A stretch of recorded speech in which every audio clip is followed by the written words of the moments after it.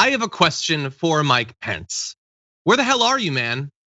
Where the hell are you? Like, after all that we saw on the 6th, all that's been happening since then, all that's being revealed in the trial, where is Mike Pence, the guy who that mob wanted to murder? They literally wanted to hang him outside of the Capitol building.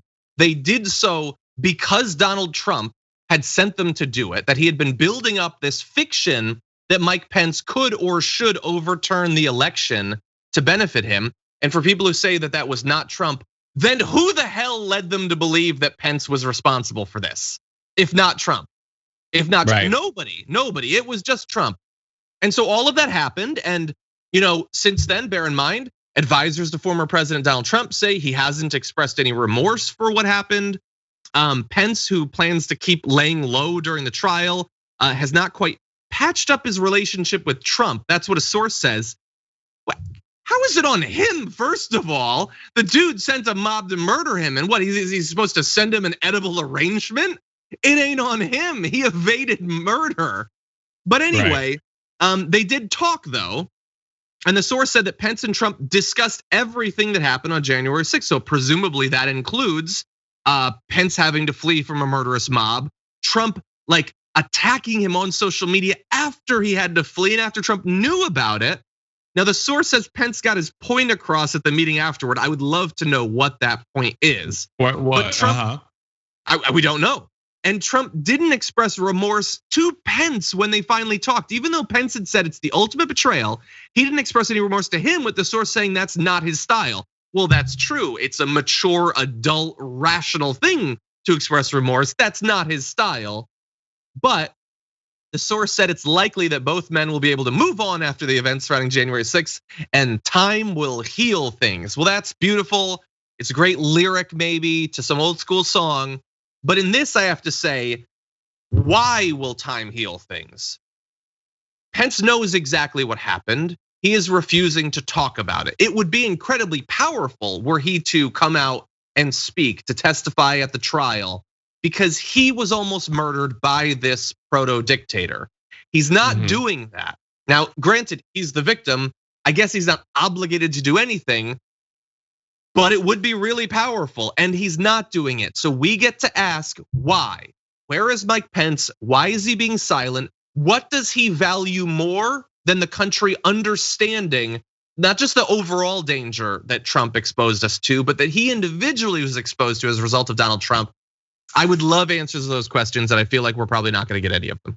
We're not going to get any of those unless Pence writes a hate politics book like Omarosa and everyone else that is defected from the Trump administration. We may get that via Schuster Books in the coming year. Until then, I want to say this though. Pence probably is laying low because I would imagine, John, that what has transpired has been somewhat, if not traumatic for him. Okay, he has a family. This is a human being. Like, let's humanize the man for just a second. Great question. What has been the conversations behind closed doors that is still allowing him to have allegiance to Trump and not sell Trump down the river the way Trump has been selling him down the river? That to me, as a man, I can understand, because once you screw me over, and again, loyalty is everything to me. Once that has been thrown out the window, all bets are off. You made a choice. That's a choice.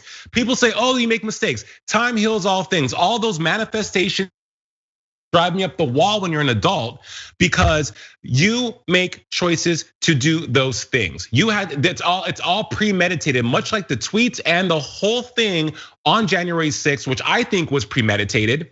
Those actions between the relationships you have with your inner party and your inner circle are premeditated. So for Mike Pence to not have that moment and say, okay, look, here's what really went down, because I put the American people first. Because also, after this is all said and done, John, I would imagine Mike Pence wants to have a career and a life and some sort of existence post the administration. And he can absolutely have that. He can, because right now he's in a great position to be, as we said, the victim. This is the only time he's had to be the victim. But think that he's probably still traumatized by this and wants to lay low until the dust settles, which I don't blame him for doing. Maybe he's trying to protect his family. There's a whole myriad of logical reasons why, but for him not to come out and give some kind of statement that, as you said, would be immensely powerful is also immensely suspicious. Yeah, I definitely agree. And somewhere I know that Mike Pence is watching this show. So Mike Pence, come on, man, at least DM me.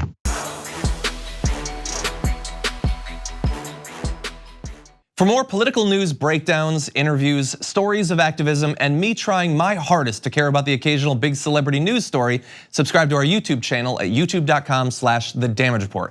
And you can ring the bell wherever it is so you don't miss anything.